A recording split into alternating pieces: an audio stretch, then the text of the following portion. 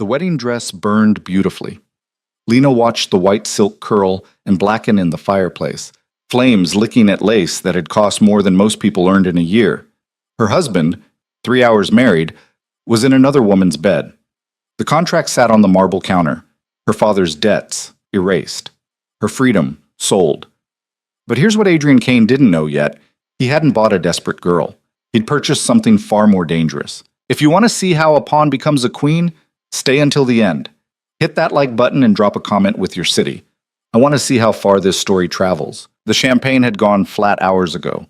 Lena sat on the edge of the king-size bed in the penthouse suite, still wearing the wedding dress that had taken 3 assistants 40 minutes to lace her into. Her fingers traced the embroidered bodice, thousands of tiny pearls hand-sewn into patterns that were supposed to represent eternal love or some other bullshit the designer had explained while her mother cried in the corner. Her mother, who'd looked at her with those desperate, grateful eyes as Lena signed the papers that morning, as if Lena was a saint instead of a sacrifice. The suite was silent except for the distant hum of the city 20 floors below. Manhattan glittered through the floor-to-ceiling windows, a carpet of lights that promised everything and delivered nothing. Lena had grown up in this city, in a brownstone in Brooklyn that her father had mortgaged, then double-mortgaged, then lost entirely to Adrian Kane's loan company. She checked her phone again. Nothing. Adrian had left the reception at midnight, hadn't even tried to hide it, just leaned close enough that she could smell his cologne, expensive and cold, and murmured, "I have business to attend to. Don't wait up." Business. Right. Lena had watched him cross the ballroom, watched Celine Vier slip out 30 seconds later wearing a dress the color of fresh blood. Celine, who'd been introduced as Adrian's business associate, but who looked at him like she owned him, who probably did, in every way that mattered. The wedding had been a performance. 200 guests, an 8-tier cake, a string quartet that played while Lena's father shook Adrian's hand with tears in his eyes. David Voss, the brilliant architect who'd gambled away his firm, his house, his daughter's future on a development deal that had collapsed spectacularly. Adrian Kane had bought the debt, all of it. Then he'd made an offer. "Marry me," he'd said, sitting across from Lena in his office 3 weeks ago. "Play the role of my wife in public. In exchange, your father's debt disappears. He keeps the Brooklyn house. You get a monthly allowance and access to my world." "And what do you get?" Lena had asked. Adrian had smiled. It hadn't reached his eyes. "Respectability. My investors prefer their CEO to be settled, family-oriented. You're educated, well-mannered, and desperate enough not to cause problems." He wasn't wrong about the desperate part. Lena stood up now, the weight of the dress suddenly unbearable. She reached behind herself, fingers fumbling with the tiny pearl buttons that ran down her spine.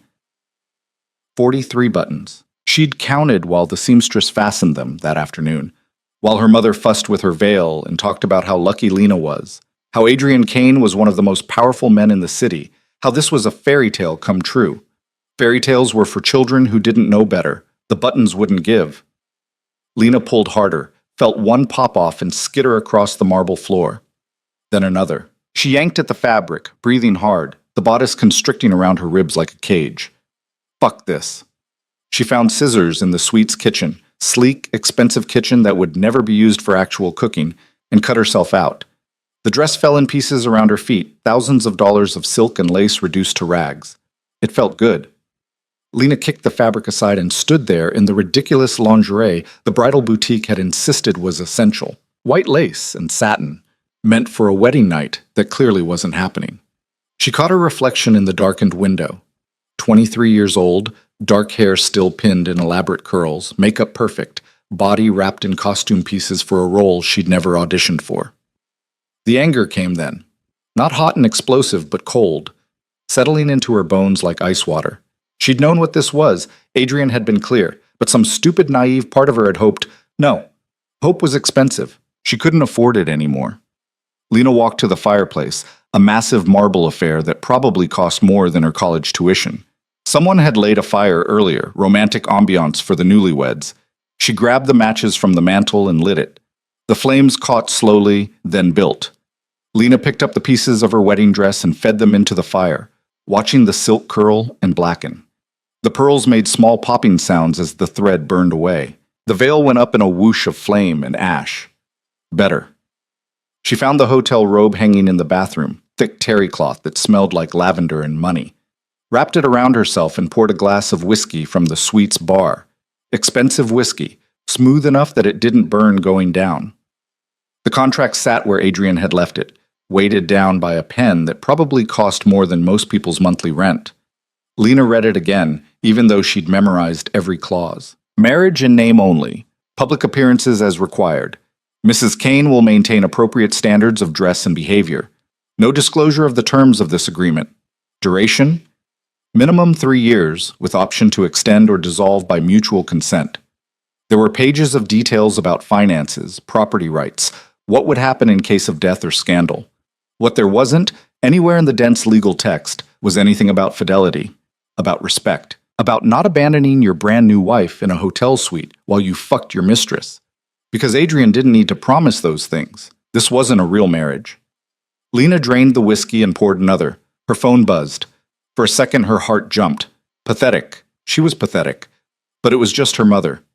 How are you, sweetheart? Your father and I are so happy for you. Adrian is such a good man. A good man. Right.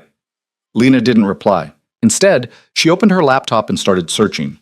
Adrian Kane, 34 years old, self-made billionaire, or at least that's what the Forbes profile claimed. In reality, he'd inherited a struggling real estate company from his uncle at 25 and turned it into an empire through a combination of ruthless business practices and questionable loans. Kane Enterprises owned half of Manhattan's new development projects. They financed construction, bought distressed properties, flipped commercial buildings. Legal, mostly. Ethical was a different question. Lena clicked through articles, interviews, society page photos. Adrian at charity galas, at business conferences, at restaurant openings with other wealthy men in suits that cost more than cars. Always controlled, always calculated. The kind of smile that never wavered because it was manufactured. Then she searched Celine Vire. The images that came up made Lena's stomach tight. Celine at Adrian's side, her hand on his arm, wearing gowns that probably required structural engineering. Beautiful in that polished, predatory way that came from money and good genes and knowing exactly what you wanted. There were dozens of photos spanning back 4 years. Adrian and Celine at the Met Gala, at a private party in the Hamptons, getting into his car outside a restaurant that had a 6-month waiting list. They weren't hiding it. Everyone knew. Lena found an interview with Celine in a fashion magazine from 6 months ago. The journalist asked about her relationship with Adrian Kane. Adrian and I have a very special connection, Celine had said. He's brilliant, driven, and he understands what it takes to build something extraordinary. We make a good team. Not we're just friends, not it's complicated. A good team. So why had Adrian married Lena? She read through more articles about Kane Enterprises, looking for context, found it in a piece from the Wall Street Journal about corporate governance and investor relations. Kane Enterprises has faced criticism from board members and investors about CEO Adrian Kane's personal life and its impact on the company's conservative investment partners. Several major contracts have stalled amid concerns about stability and long-term commitment. There it was. Adrian needed to look stable, settled, the kind of man serious investors could trust with their money. Enter Lena Voss. Educated at Columbia, daughter of a respectable architect, desperate enough to agree to anything. The perfect prop. Lena closed the laptop and stared at the fire. The dress was gone now, reduced to ash and metal scraps from the zipper and hook clasps. The room smelled like burned silk and whiskey. She could leave. The contract had clauses about dissolution, penalties for breaking terms early, but what were they going to do, sue her? She had nothing. That was the whole point. But if she left, her father lost everything. The house, the last shred of his dignity, maybe his will to keep living. David Voss had been a shell of himself since the business collapsed, and the wedding had been the first time in months Lena had seen him smile, so leaving wasn't an option. Which meant staying, playing Adrian's game, being the perfect wife in public while he fucked Celine in private, and Lena sat alone in expensive hotel suites counting the minutes until she could disappear. 3 years minimum, 1,095 days, unless she changed the rules. The thought came quietly, sliding into place like the tumblers of a lock clicking open. Adrian wanted a wife to parade around at business dinners and investor meetings. He wanted respectability, stability, the appearance of being a family man building a legacy. Fine. Lena would give him that. But she'd also learn everything. His business, his partners, his enemies, his secrets. She'd become indispensable, not as a decoration, but as someone who understood his world as well as he did. And then, well, then she'd see what happened. Lena stood up, the hotel robe slipping off one shoulder. She retied it and walked to the window, pressed her palm against the cold glass. The city sprawled below, full of people fighting for power, for money, for survival. Adrian thought he'd bought a desperate girl. He'd miscalculated. She checked the time, 3 in the morning. Adrian still wasn't back. Lena grabbed her phone and opened the Notes app. Started typing. Things to learn, corporate structure, key investors, current projects, competition, Celine's role in the company, Adrian's daily routine, who he trusts, who he fears. The list grew. By the time dawn started bleeding gray light across the skyline, Lena had filled 3 pages with notes, questions, observations. She'd also made a decision. This marriage might be fake, but the power wasn't. Adrian moved through a world of billion-dollar deals and political connections, a world where the right introduction or the right piece of information could change everything. Lena had access to that world now, by marriage, by contract, by default. She was going to use it. Adrian came back at 9 in the morning. Lena heard the door open, the quiet sound of expensive shoes on marble. She was sitting at the suite's dining table, dressed in the jeans and sweater she'd worn to the rehearsal dinner 2 days ago. Coffee in front of her, laptop open, looking like she'd been up for hours. Which she had. Adrian stopped when he saw her. For just a second, something flickered across his face. Surprise, maybe. Or annoyance that she was awake.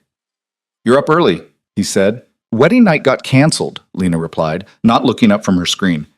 "Figured I'd get a head start on my day." Silence. Then Adrian moved into the room, dropping his jacket on the back of a chair. He looked perfect, of course. Suit still crisp, hair styled. No evidence that he'd spent the night doing anything other than attending a business meeting. "I had work to attend to," he said. Not an apology. A statement. "I'm sure you did." Adrian poured himself coffee from the carafe on the counter, added cream with precise movements. Everything about him was controlled, measured, like he was constantly performing for an invisible audience. "We should discuss expectations," he said, turning to face her. "You mean the ones in the contract?" Lena closed her laptop. "I read it several times." "Good. Then you understand what this arrangement is. A business deal. You need a wife for appearances. I needed my father's debt erased. We both got what we wanted." "Exactly." Adrian sat down across from her, coffee in hand. "As long as we maintain appropriate appearances in public, our private lives are our own." "Appropriate appearances," Lena repeated. "Like charity events, business dinners?" "Among other things. I'll need you at investor meetings, company functions, social gatherings. My assistant will coordinate schedules." "What about Celine?" The question hung there. Adrian's expression didn't change, but Lena saw the tiny shift in his posture, the way his fingers tightened slightly on the coffee cup. "What about her?" "She's going to be at these events too, right? Your business associate." Lena kept her voice neutral, conversational. "I just want to know what the dynamic is. How to play this." "Celine has been with Kane Enterprises for 4 years. She's the vice president of development. You'll work with her frequently." "Work with her. Right." Lena nodded slowly. "And when she looks at me like I'm something stuck to her shoe, I should just smile and pretend not to notice?" Adrian's jaw tightened. "Celine is professional. I expect you to be the same." "Of course, professional." Lena picked up her coffee, let the silence stretch. Then, "Where's my office?" "Your what?" "My office. If I'm going to be Mrs. Kane at all these business functions, I should probably understand what Kane Enterprises actually does. I'll need space to work, access to company information, maybe an assistant to help me get up to speed." Adrian stared at her. "You don't need an office." "Why not? You said this was a business arrangement. I'm taking it seriously." Lena leaned forward. "Look, I can either show up at these events and stand there looking pretty but clueless, or I can actually be useful. Your choice." "Useful how?" "I have a degree in economics from Columbia. I spent 2 years working in financial analysis before my father's business collapsed. I know how to read reports, analyze data, understand market trends." All true, technically. Though Lena hadn't thought about that job in months. You need me to play the role of your wife. I'll do it better if I understand what I'm talking about. Adrian was quiet for a long moment, studying her. Lena held his gaze, kept her expression calm and reasonable. Fine, he said finally. I'll have my assistant set something up. Small office, limited access. You report to Marcus Reeves, my CFO. He'll determine what information you can review. Thank you. Don't make me regret this, Lena. I won't. She stood up, closed her laptop. When's the first event? Tomorrow night, investor dinner at Cersei, 7 o'clock. Wear something elegant but not flashy. You're there to be charming, not to draw attention away from the business discussion. Understood. Anything else? Adrian looked at her like he was trying to figure out a puzzle that had suddenly become more complicated. No, that's all. Lena nodded and walked toward the bedroom to pack her things. She could feel Adrian's eyes on her back, could practically hear him trying to decide if he'd just made a mistake. Good. Let him wonder. The office they gave her was tiny, barely more than a closet with a desk and a window that overlooked the air shaft. Marcus Reeves, Adrian's CFO, showed her around with the enthusiasm of someone being forced to babysit the boss's annoying relative. You'll have access to general company information, Marcus said, gesturing vaguely at the computer. Financial reports, project summaries, that kind of thing. Nothing confidential. Susan from HR will get you set up with login credentials. Great, thank you. Marcus looked at her like she was a particularly uninteresting insect. Look, I don't know what you're trying to prove here, but Mr. Kane has actual professionals handling the business. You're his wife. You don't need to pretend to understand corporate finance. Lena smiled sweetly. I'm not pretending, but I appreciate your concern. He left without another word. Alone in her shoebox office, Lena logged into the computer and started exploring. The access was limited, like Marcus had said, but there was still plenty to learn. Project lists, investment portfolios, quarterly reports going back 5 years. She started taking notes. Which projects were profitable, which were struggling, who the major investors were, what their priorities seemed to be. The organizational structure of Kane Enterprises, who reported to whom, which divisions had the most influence.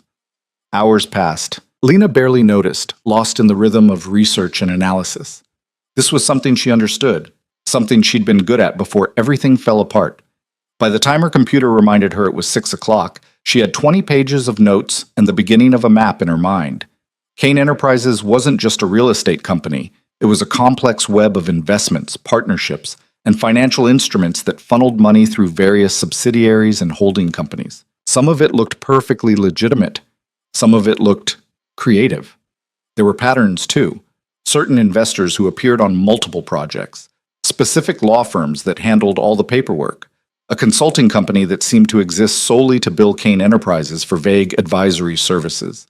Lena bookmarked files, copied data into her private notes, started building a picture of how everything connected. She was so focused she didn't notice Celine until the woman spoke. So, the trophy wife wants to play businesswoman. Lena looked up. Celine stood in the doorway, arms crossed, wearing a black suit that probably cost more than Lena's entire wardrobe. She looked perfect and dangerous, like a knife wrapped in silk. Celine, nice to see you again. Is it? Celine walked into the office, which immediately felt even smaller, and looked around with barely disguised contempt. This is cute. Adrian's letting you have a desk. How progressive. He thought I might be useful. Useful? Celine laughed, sharp and cold. Honey, your decoration. That's the whole point. Don't confuse wearing the ring with actually mattering.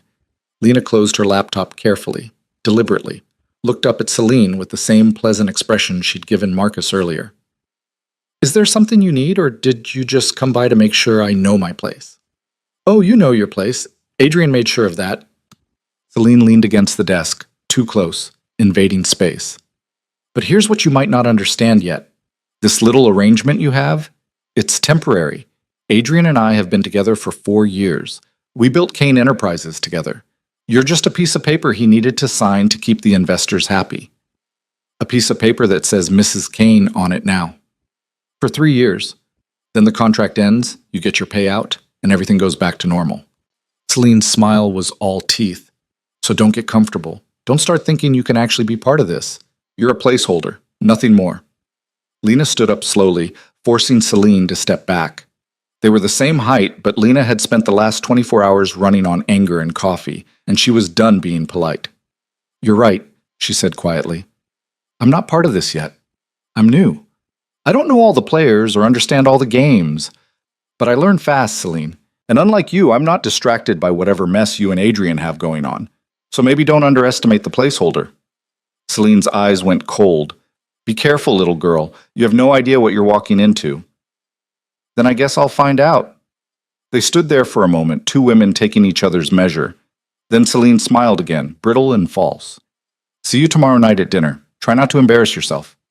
She left, heels clicking sharply on the tile floor. Lena sat back down and opened her laptop. Her hands were shaking slightly. Adrenaline, anger, maybe fear. But also something else.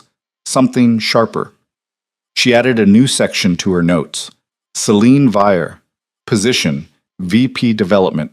Relationship to Adrian, complicated. Threat level, high. Weaknesses, overconfidence. Then she went back to work. Check it. The apartment Adrian had arranged for them was in Tribeca, one of those converted warehouses with exposed brick and floor-to-ceiling windows that real estate agents called architectural masterpieces when they meant expensive. Lena's things had been moved there while she was at the office. Her clothes hung in the walk-in closet next to Adrian's suits, her books stacked on the shelves, in the guest room that was apparently hers. Separate bedrooms. Of course, the place was gorgeous and soulless, decorated by someone who'd been paid to make it look sophisticated but not actually lived in. Gray and white and chrome. Furniture that was more sculpture than comfort. Art on the walls that probably cost more than most people made in a year. Lena stood in the middle of the main living space, surrounded by her relocated life, and felt absolutely nothing. Her phone rang. Her mother. "Sweetheart, how's married life? Are you settling in? Your father wants to know if you've seen the new house yet. Adrian's gift was so generous, the renovations are going to be beautiful. Mom, slow down. I'm just so happy. We both are. After everything that happened, to see you so well taken care of." Guilt twisted in Lena's stomach. Her parents had no idea this was a business arrangement. They thought she'd somehow fallen in love with Adrian Kane, that he'd swept her off her feet and saved the family. It was easier to let them believe that. "I'm fine, Mom. Really, just busy getting organized." Of course. I'll let you go. But call us soon? Your father wants to take you and Adrian to dinner to celebrate properly." "Sure. I'll check our schedules." After she hung up, Lena walked through the apartment, opening doors, exploring spaces that were supposed to be home. Adrian's bedroom was pristine, everything in its place. The kitchen looked unused except for the coffee maker. There was an office, his, with a massive desk and walls of bookshelves. Lena stood in the doorway, not quite willing to cross the threshold. This was Adrian's private space, and even though they were legally married, it felt like trespassing. She heard the front door open. Adrian's voice, talking to someone on the phone. "Bull, don't care what the timeline is. I need it done before the board meeting." "Yes, fine. Handle it." He appeared in the hallway, phone still pressed to his ear, and stopped when he saw Lena. "I'll call you back." He hung up. "You found the place." "Hard to miss. Your assistant sent very detailed directions." "Good. You have everything you need?" "Separate bedroom, separate lives, just like the contract says." Adrian's jaw tightened. "Lena, I'm not complaining, just confirming we're on the same page." She walked past him toward the kitchen. "Are you planning to be here most nights, or should I expect more business meetings with Celine?" "That's not your concern." "Sure it is. If investors are going to ask about my husband, I should probably know where you are." Lena opened the fridge, mostly empty except for expensive bottled water and takeout containers. "Unless you want me to lie? Tell them we're madly in love and can't keep our hands off each other? You need to stop." Lena turned to face him. "Stop what? Acknowledging reality? I saw Celine today, by the way. She came to my office to remind me that I'm temporary, that you and her are the real thing. Celine shouldn't have done that. But she's not wrong, is she?" Adrian moved closer, and for the first time Lena saw something crack in his carefully maintained composure. "What do you want from me? An apology? This is the arrangement we agreed to. You knew what it was." "I did. I do." Lena kept her voice steady. "I'm not asking you to fall in love with me, Adrian. I'm just trying to figure out how to survive 3 years of this without losing my mind. By analyzing company financials and picking fights with Celine? By understanding the world I'm stuck in. She crossed her arms. You wanted a wife who'd be charming at investor dinners. Fine, I can do that. But I'm not going to stand there like a decoration while everyone whispers about how pathetic I am. If I'm playing this role, I'm going to play it well. Adrian studied her, his expression unreadable. You're not what I expected. What did you expect? A girl who'd be grateful and quiet and easy to ignore? Yes, honestly. At least he was honest. Lena felt a laugh bubble up, harsh and bitter. Sorry to disappoint. You're not disappointing, you're complicating things. Good. Maybe things need to be more complicated. They stood there in the sterile kitchen, two strangers bound by a contract and a lie, and Lena wondered if this was what her life was going to be for the next 3 years. This cold distance, this constant negotiation of boundaries and expectations. Tomorrow night, Adrian said finally. Cersei, 7 o'clock. I'll send a car for you at 6:30. Wear navy or black, nothing low cut. Minimal jewelry. You're meeting investors. I need them focused on business, not you. Yes, sir. His eyes narrowed. Don't do that. Do what? Make me sound like an asshole. I'm just following instructions. Adrian moved closer, close enough that Lena could smell his cologne again. I know what you're doing, pushing back, testing boundaries. But there are lines, Lena. Don't cross them. She held his gaze. Or what? You'll tear up the contract? Send me back to Brooklyn? My father's debt comes back? I could make your life very difficult. It's already difficult. What's a little more? For a moment, something flickered in Adrian's eyes. Anger, maybe, or grudging respect. Then it was gone, replaced by the mask of cold control he wore like armor. Get some rest, he said. Tomorrow's going to be a long day. He left without waiting for a response. Lena stood alone at the kitchen, her heart pounding, hands clenched into fists. She'd pushed him, deliberately, testing how far she could go before he snapped. Not far enough yet. But she was learning. She pulled out her phone and added to her notes. Adrian's weaknesses, needs control, hates being questioned, pressure point, reputation, use carefully. Then she went to her bedroom, her separate, lonely bedroom, and tried to sleep. Tomorrow, she'd meet the investors. Tomorrow, she'd start playing the role. And maybe, if she was smart enough and careful enough, she'd figure out how to turn this cage into something else entirely. The wedding dress was ash now. The girl who'd worn it was burning too, slowly. What rose from those ashes was going to be something Adrian Kane hadn't bargained for. The dress Lena chose was black, fitted without being tight, with sleeves that covered her shoulders and a neckline that revealed nothing. She looked at herself in the full-length mirror and saw exactly what Adrian wanted. Elegant, forgettable, appropriate.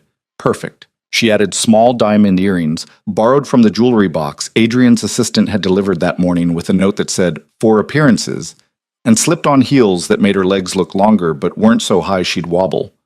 The car arrived at 6:30 exactly. Not Adrian driving, but a professional chauffeur in a black sedan that probably cost more than her father's medical bills. Lena slid into the back seat and checked her phone one more time. She'd spent the afternoon memorizing names and faces of the investors who'd be at dinner, studying their portfolios and business interests until her eyes burned.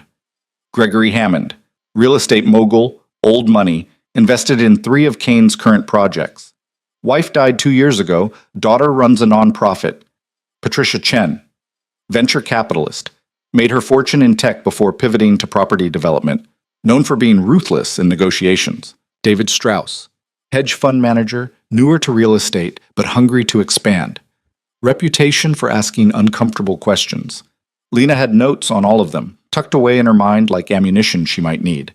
The restaurant was in Soho, one of those places that didn't bother with signs because if you needed directions, you didn't belong there. Lena followed the hostess through a maze of exposed brick and candlelight, past tables full of people who looked like they'd never worried about money a day in their lives.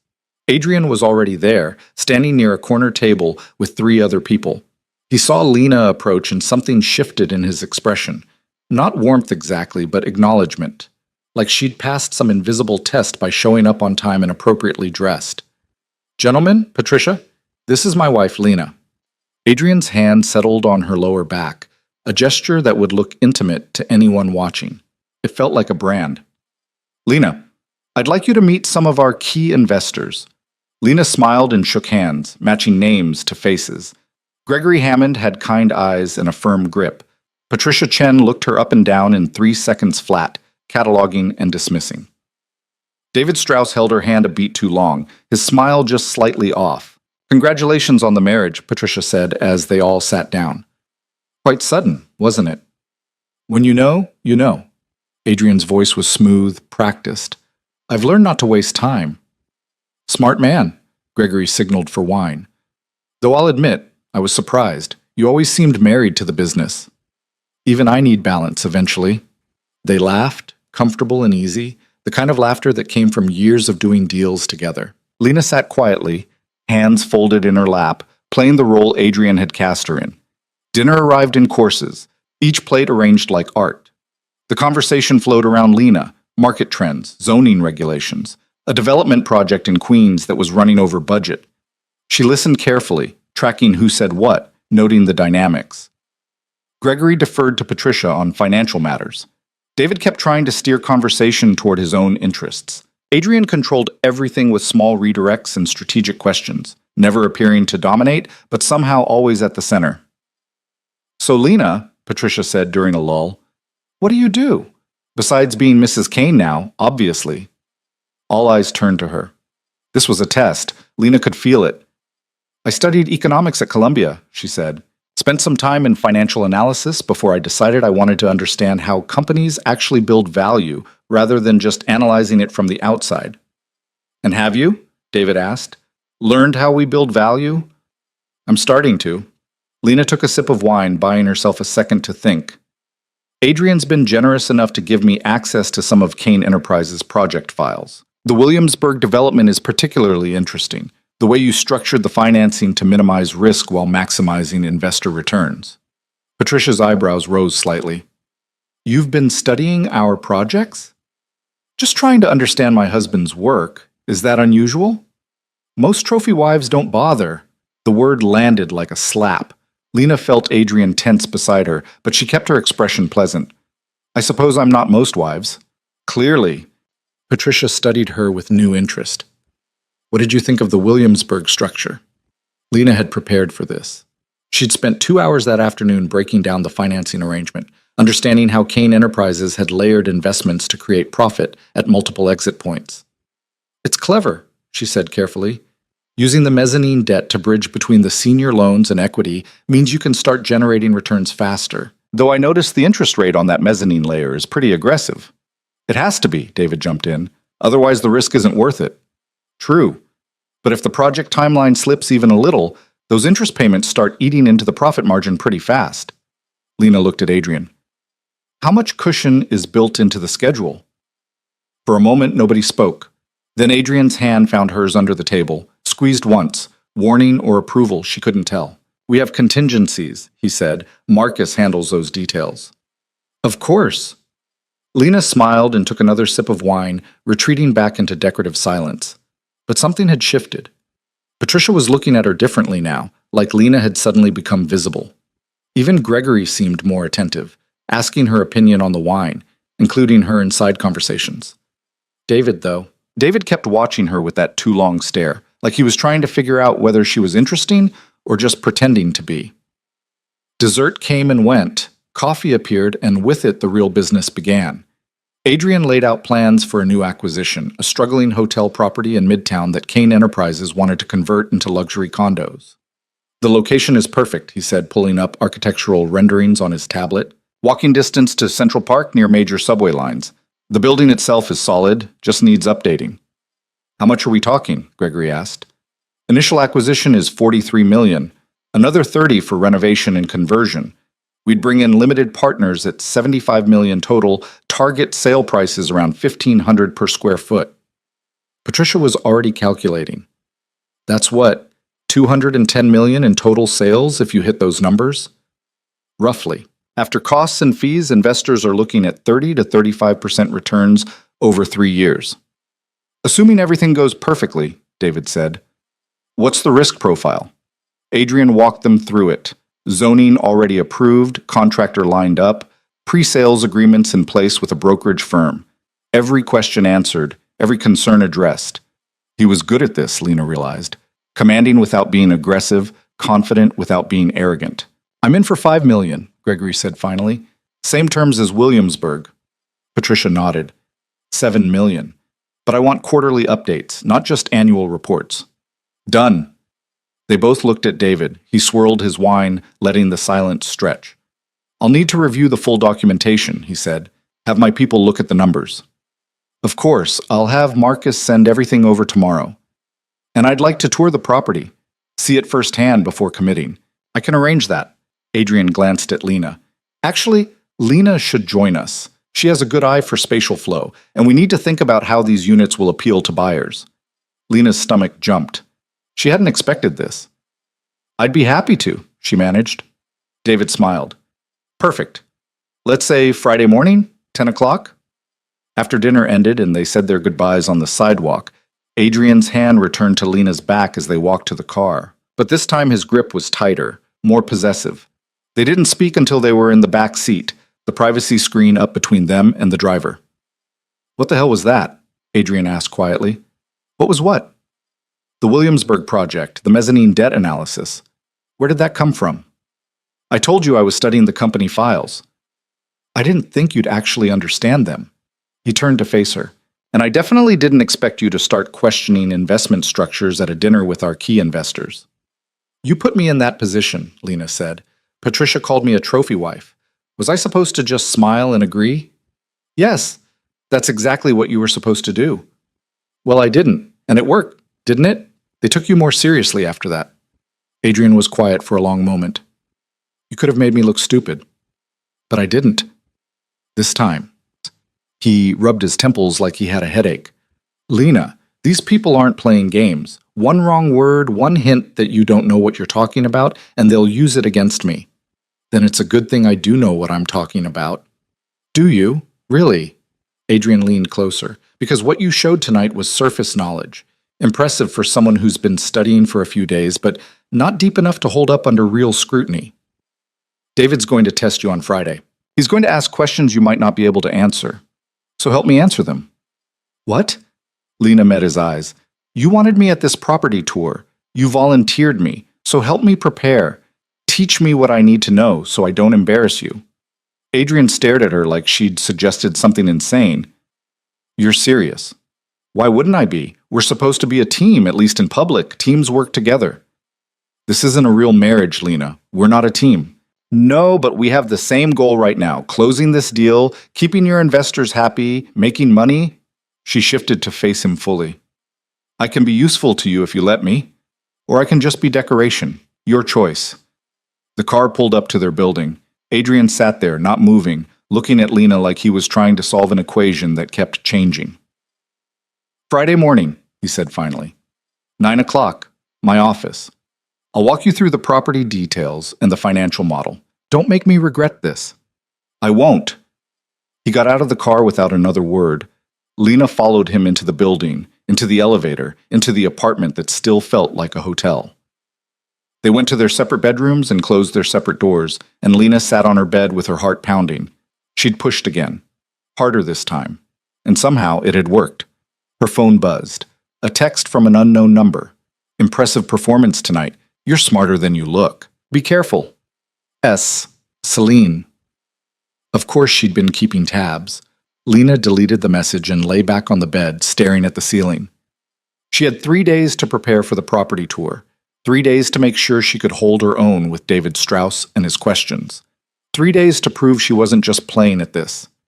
The next morning, Lena was back in her shoebox office by 7:30. She'd stopped at a coffee shop on the way, gotten a large dark roast that tasted like gasoline but had enough caffeine to keep her functional.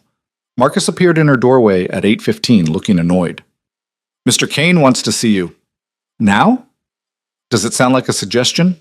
Lena grabbed her notebook and followed Marcus through the hallways to Adrian's corner office. The space was massive. Windows on 2 walls, a conference table that could seat 12, leather furniture that probably cost more than her college tuition. Adrian was on the phone when she entered, gesturing for her to sit.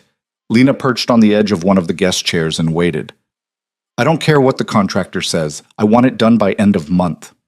Adrian's voice was cold. If you can't deliver, find someone who can. Yes, fine. Handle it. He hung up and looked at Lena. Coffee? I have some. That gas station coffee? Try this. He poured from a carafe on his desk, handed her a cup. It smelled expensive. Lena took a sip. It was perfect. Of course it was. About Friday, Adrian said, sitting down across from her. I've been thinking about what you said. And? And you're right. If you're going to be there, you should be prepared. He pulled up a file on his computer, turned the monitor so she could see. This is the property. Built in 1987, 15 floors, 112 rooms currently configured as hotel units. We're planning to convert it to 80 luxury condos. Lena studied the images. Dated lobby, rooms that looked tired but structurally sound, a rooftop that had potential. Why 80 units, she asked. Why not keep all 112? Economics. Luxury buyers want space. We're combining units, adding high-end finishes, reconfiguring layouts. Adrian clicked through more renderings. Average unit size will be 1,800 square feet compared to 400 now. What about the hotel's existing contracts, staff, vendors? Being terminated will pay out what we're legally required to. And the current guests? Adrian looked at her. What about them? Well, if this is a functional hotel, there are people living there right now. What happens to them during the transition? They get relocated. That's not our concern. Lena made a note. David's going to ask about community impact. Hotels in that area often house people long-term, seniors on fixed income, people between permanent housing. If the press picks up on displacement, it could affect condo sales. That's a PR problem, not a financial one. Maybe, but David cares about optics. He'll want to know we've thought it through. Adrian was quiet for a moment. Fine. I'll have someone draft a relocation assistance plan. Nominal, but enough to show we're being responsible. They spent the next 2 hours going through financials. Adrian explained the capital stack, who was investing at what level, what returns they'd been promised, where the risk actually sat. Lena took notes, asked questions, tried to understand not just what was happening, but why. The mezzanine debt, she said at one point, why structure it this way instead of bringing in another equity partner? Control. Equity partners want board seats, voting rights. Debt holders just want their interest payments. But if something goes wrong, if the project runs late or costs overrun, that debt becomes a problem fast. That's why we don't let things go wrong. Lena looked at him. Has a project ever gone wrong? Adrian's expression hardened. Once. Years ago, before you met me. A development in Brooklyn that hit every possible problem. Contractor fraud, permit delays, material costs doubled. We barely broke even. What did you learn? That you can't trust anyone to care about your project as much as you do. That's why I control everything now. Every decision, every contractor, every timeline. It explained a lot, Lena thought. The way Adrian micromanaged, the way he kept Celine close but never quite let her have real authority.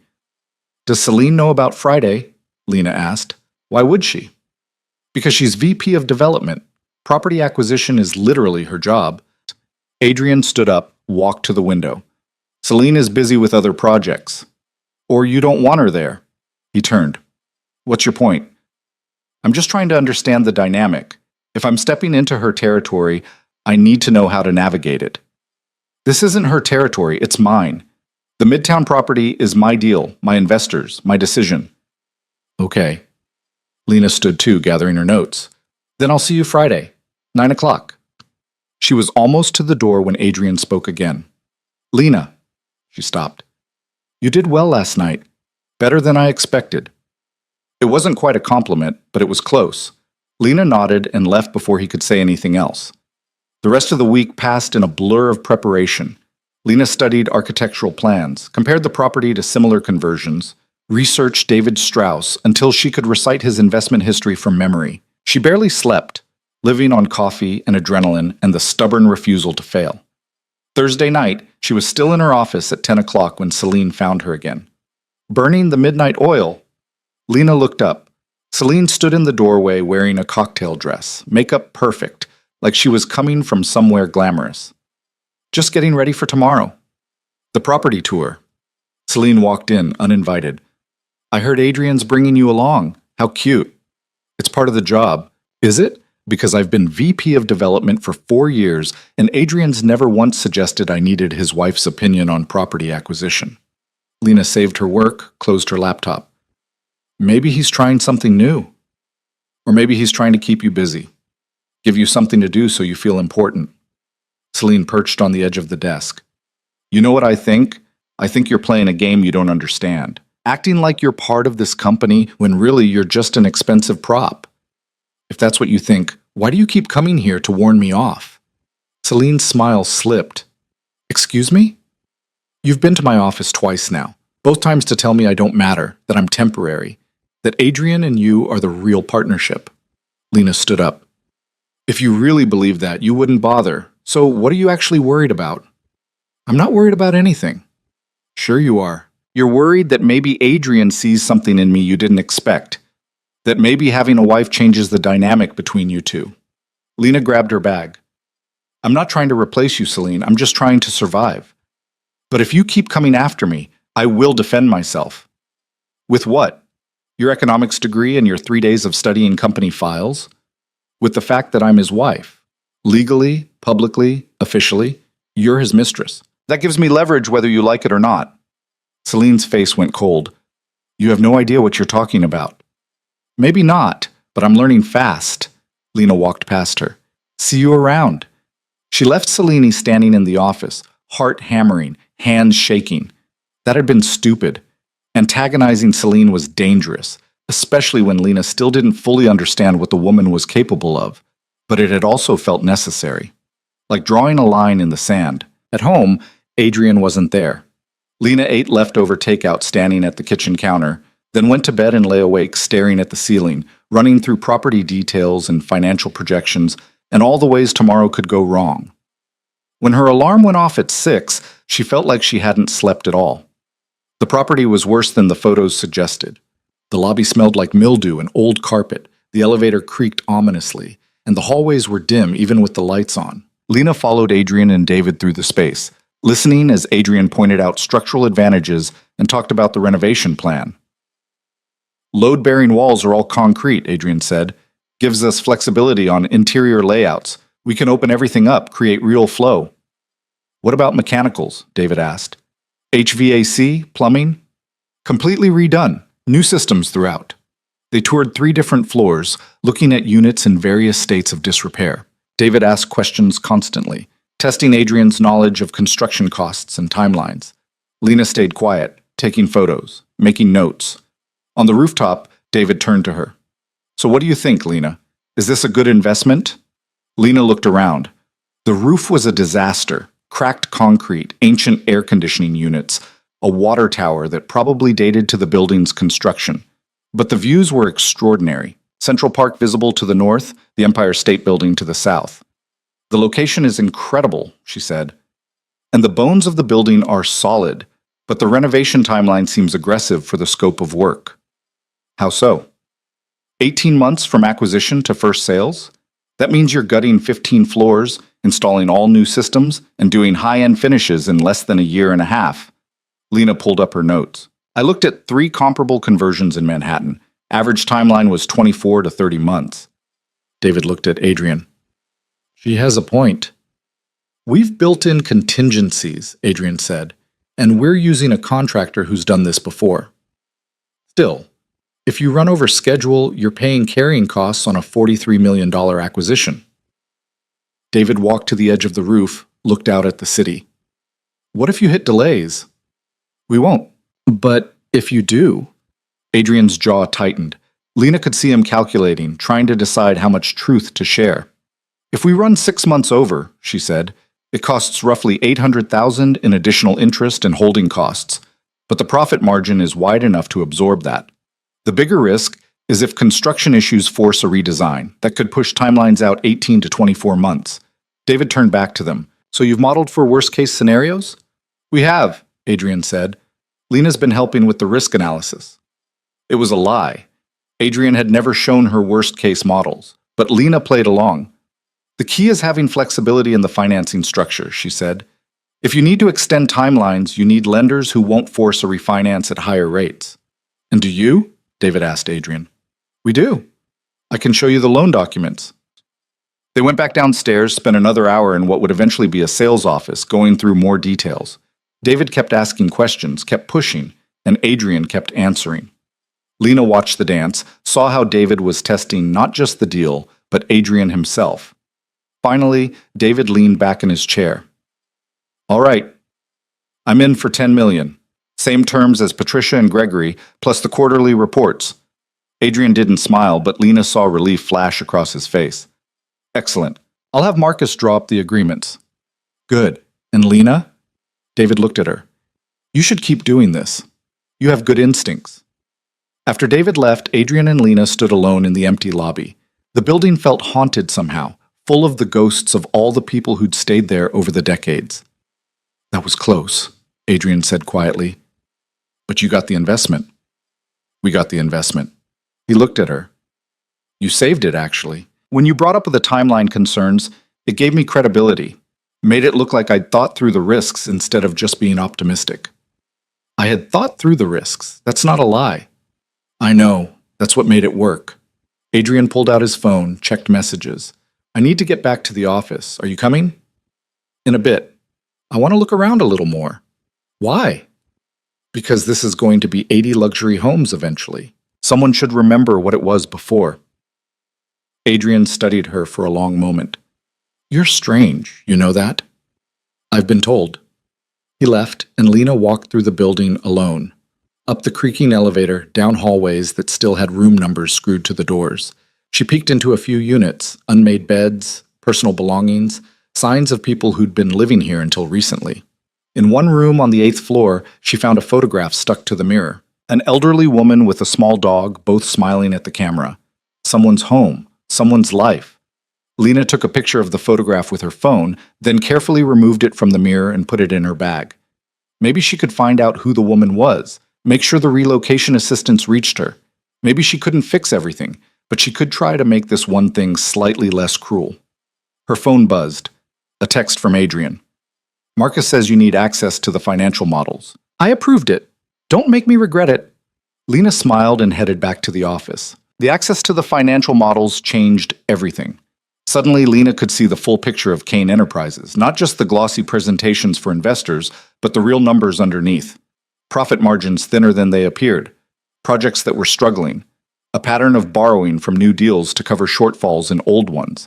It wasn't illegal exactly, but it was precarious. Lena spent 3 weeks buried in spreadsheets, tracking cash flows and debt obligations, building her own models to understand where the company was actually making money versus where it was just moving money around. She worked late every night, often until the cleaning crew came through at 11, politely asking if she needed anything before they emptied her trash. Adrian noticed. He'd stop by her office sometimes, late in the evening when the rest of the floor was empty. You're still here? Lena would look up from her laptop, eyes burning. Just finishing something. Marcus says you've been asking a lot of questions. Is that a problem? Depends on the questions. But he never told her to stop. And slowly, grudgingly, he started answering some of those questions himself. Explaining why certain projects were structured the way they were, what risks he was managing, which investors needed special handling. It wasn't friendship. It wasn't even partnership yet. But it was something less hostile than those first frozen weeks. The social calendar picked up too. Charity galas, industry conferences, dinner parties at the homes of people who casually mentioned their summer houses in the Hamptons and winter places in Aspen. Lena played her role, wore the right dresses, made the right small talk. She learned which conversations mattered and which were just noise, which people actually had power and which just pretended to. And she watched Celine, always watching, always there, positioned close to Adrian like she had permanent claim to the space beside him. At a fundraiser for some children's hospital, Lena saw them together by the bar, Celine's hand on Adrian's arm, her mouth close to his ear. Adrian laughed at something she said, genuine and unguarded in a way Lena had never seen. It shouldn't have bothered her. This was a business arrangement. Adrian's personal life wasn't her concern, but it did bother her. Not because she wanted Adrian. She didn't, not really. But because it was another reminder of how completely she'd been relegated to the margins of his life. Mrs. Kane? Lena turned. Patricia Chen stood beside her, champagne in hand, wearing a dress that probably cost more than a used car. Patricia, how are you? Bored, mostly. These events are all the same. Patricia nodded toward Adrian and Celine. That must be difficult to watch. What must be? Please. Everyone knows about Adrian and Celine. I'm just curious how you handle it. Lena kept her face neutral. Adrian and I have an understanding. An understanding? Patricia's smile was sharp. That's diplomatic. Most women would be less tolerant. Most women aren't in my position. True. Though I wonder if that's strategic or just resignation. Patricia sipped her champagne. You're smarter than you look, Lena. I've been watching you at these events. You listen more than you talk. You remember details. You're building a network, whether you realize it or not. Is there a point to this? Just advice. Don't waste it. Patricia gestured vaguely at the room. This world chews up women who don't know how to use their advantages. You have access now to Adrian's business, his connections, his resources. If you're smart, you'll figure out how to leverage that before your 3 years are up. You know about the contract. Everyone knows. Adrian's not as discreet as he thinks. Patricia handed her empty glass to a passing waiter. I signed a prenup with my first husband that was essentially the same thing. Business arrangement, term limits, everything spelled out. Difference is, I used those 5 years to build my own portfolio. When the marriage ended, I had my own money, my own deals, my own reputation. I didn't need him anymore. That's inspiring. It's practical. You're young, educated, and now you're connected to one of the most powerful men in real estate. Use it, Lena. Build something for yourself. Because when this ends, and it will end, you want to be the one holding cards, not begging for scraps. Patricia walked away, leaving Lena standing alone with her champagne and a lot of uncomfortable thoughts. That night, lying awake in her bedroom while Adrian was wherever he spent his nights, Lena pulled up her laptop and started a new document. Not notes on Kane Enterprises, but something else. A plan. Her own plan. Patricia was right. The contract gave Lena access to a world she'd never have entered otherwise. 3 years of being connected to Adrian Kane, attending events with billionaires and power brokers, learning how money actually moved in this city. What was she going to do with that? She started making lists, people she'd met who might be useful, connections she could build, skills she needed to develop. By the time dawn broke, Lena had the outline of something, not fully formed yet, but real. A path forward that didn't end with her getting a payout and going back to being nobody. Her phone rang at 7 in the morning. Adrian. We have a problem. Lena sat up. What kind of problem? The Midtown property. There's an issue with the permits. Get dressed and meet me at the office in 30 minutes. He hung up before she could ask questions. 28 minutes later, Lena walked into Adrian's office to find him with Marcus, both looking at a computer screen with expressions that said, "This was bad." What happened? She asked. The Department of Buildings put a stop work order on the property, Marcus said. Something about the original permits from 1987 not being properly filed. How is that our problem? We're not starting construction yet. It means we can't close the acquisition until it's resolved, and the seller is threatening to walk if we can't close by end of month. Adrian rubbed his eyes. If the deal falls apart, we lose the investor commitments. Gregory, Patricia, David, all of it. Can we fix the permit issue? We're trying, but the buildings department moves at glacial speed, and we've got 3 weeks. Lena thought fast. Who do we know at buildings? Nobody useful. What about politically? Does anyone on the city council owe you favors? Adrian looked at her. Why would you think I have political connections? Because you donate to campaigns. I saw the records. Lena had spent a night 2 weeks ago going through Kane Enterprises' political contributions, mapping which politicians got money and when. You gave $50,000 to Councilmember Rodriguez last year. Her district includes that property. Marcus pulled up something on his computer. She's on the zoning committee. Could potentially apply pressure to buildings. It's worth trying, Lena said. Adrian was quiet for a moment. Set up a meeting. Today, if possible. 6 hours later, they were in a coffee shop in Washington Heights, sitting across from Councilmember Maria Rodriguez and her chief of staff. Rodriguez was in her 40s, sharp-eyed and no-nonsense, the kind of politician who'd fought her way up from community organizing. Mr. Kane, thank you for the generous support last year. Rodriguez's tone made it clear the gratitude was purely transactional. What can I do for you? Adrian explained the permit situation. Rodriguez listened without interrupting, then turned to her chief of staff. What do you think, James? Sounds like bureaucratic incompetence. Buildings is drowning in backlog. James made a note. We could make some calls, see if we can expedite the review. In exchange for what? Rodriguez asked Adrian directly. What do you need? I'm pushing a bill for affordable housing mandates in new developments. 20% of units in any building over 50 units must be set aside for below-market rate tenants. I need private sector support. Adrian's expression didn't change, but Lena saw his hand tighten on his coffee cup. That would significantly impact profitability. It would also house people who can't afford $1,500 per square foot. Rodriguez leaned forward. Look, I understand you're running a business, but this city is pricing out everyone except the ultra-wealthy. Someone has to push back. My investors won't support a 20% mandate. Then maybe your investors need to care more about the community they're profiting from. The conversation was going nowhere. Lena could see Adrian calculating how to salvage this, but his usual tactics, charm, logic, financial arguments, weren't going to work here. Rodriguez didn't care about his profit margins. What if we did something different? Lena said. Everyone looked at her. What if Kane Enterprises sponsored a housing lottery specifically for residents displaced by development projects? Not in the Midtown building, that's not feasible given the investor commitments, but in other properties. We could set aside 10 units across the portfolio, subsidize the rents, target people who've lost housing to conversion projects. Rodriguez raised an eyebrow. Go on. It addresses the same issue, displacement, affordability, but in a way that's manageable financially. And it's good PR. Shows that Kane Enterprises cares about the human cost of development. Lena looked at Adrian. We'd need to set up a selection process, work with community organizations to identify eligible candidates. That's creative, James said.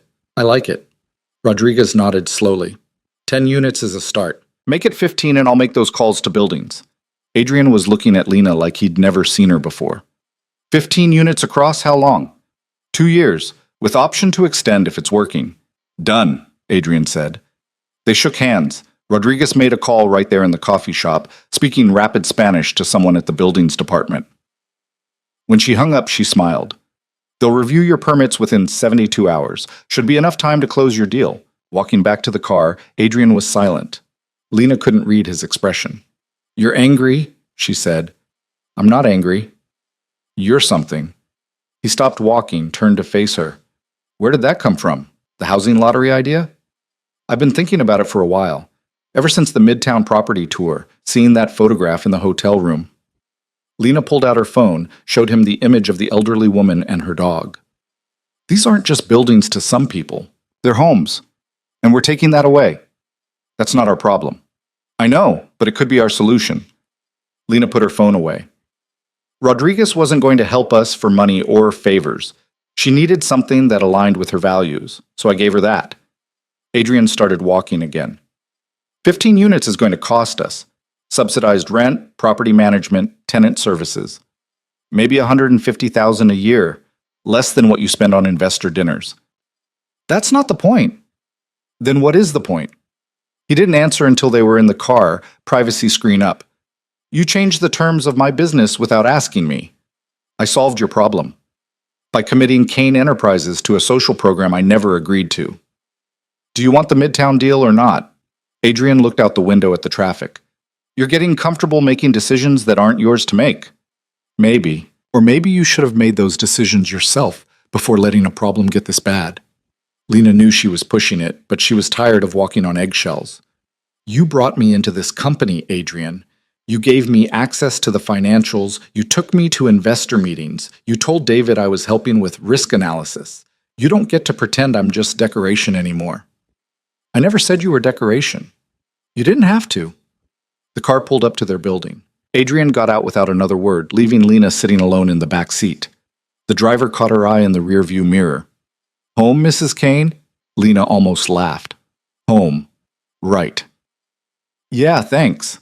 Upstairs, she poured herself a drink and stood by the windows, looking out at the city. Her phone buzzed, a text from a number she didn't recognize.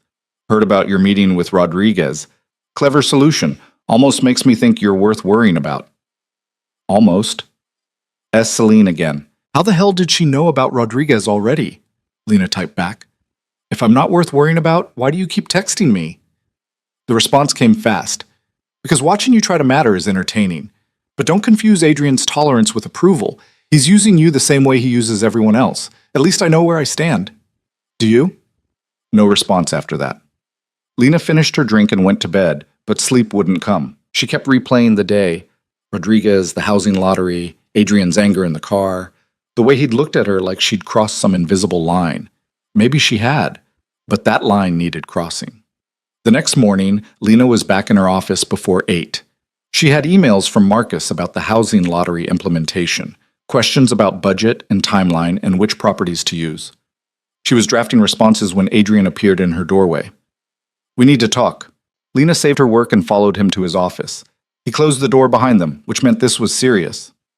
The buildings department approved our permits, he said. We're closing the Midtown acquisition next Thursday. That's good news? It is. Adrian sat on the edge of his desk. But we need to establish some boundaries. Here it comes, Lena thought. The lecture about staying in her lane. What kind of boundaries? The housing lottery was a good idea. I won't take that away from you, but in the future, before you commit Kane Enterprises to anything, you run it by me first. Clear? Crystal. I mean it, Lena. I appreciate initiative, but I can't have you making promises I can't keep. Understood. She paused. Can I ask you something? What? Why did you really marry me? Adrian blinked. What? I know the official reason. Investor pressure, needing to look stable. But there are plenty of women in your world who would have played that role. Women with money, connections, their own businesses. Why choose someone like me? He was quiet for a long moment. You want the truth? Always. Because I thought you'd be easy to control. You were desperate, you needed help, you had no leverage. Adrian's expression was unreadable. I thought I could put you in the contract, parade you around when necessary, and otherwise forget you existed. And now? Now you're making housing lotteries and questioning my business decisions and somehow convincing city council members to help us. Now, you're complicated. Is that bad? I don't know yet. Lena should have been angry. She should have felt insulted by the admission that he'd chosen her specifically because she seemed weak. But instead, she felt something else. Vindication, maybe? Or just the grim satisfaction of being underestimated and proving everyone wrong. Well, she said, I guess we're both stuck with complicated now. I guess we are. The acquisition closed on schedule. Gregory, Patricia, and David wired their investments, the paperwork got signed, and Kane Enterprises took ownership of a decaying hotel that would someday be luxury condos. Adrian threw a small celebration dinner at an absurdly expensive restaurant, just the core team and key investors. Lena wore red. Not black or navy like Adrian preferred, but deep crimson that made her impossible to ignore. She saw his reaction when she walked into the restaurant, that momentary flash of surprise before his mask slid back into place. You look nice, he said quietly. Thanks. Dinner was champagne and congratulations. Everyone in high spirits because the deal had almost fallen apart, but didn't. Gregory gave a toast about vision and execution. Patricia made a joke about permit bureaucracy. David looked at Lena and said, Here's to unconventional solutions. She raised her glass and tried not to think about how much this room full of wealthy people celebrating would have changed her father's life 6 months ago. How the money they were casually investing in condos could have saved the Voss architecture firm, could have prevented everything that led to Lena sitting here in a red dress pretending to be someone she wasn't. After dinner, while everyone was having after-dinner drinks, Lena stepped outside for air. The restaurant had a small courtyard, fairy lights strung overhead, the noise of the city muffled by brick walls.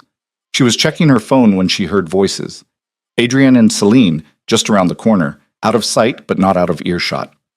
You barely looked at me all night, Celine was saying. We're celebrating a business deal. I was focused on the investors. You were focused on her, your little project wife. Celine, don't. Don't what? Don't notice that you've been spending more time with Lena than you have with me in the past month.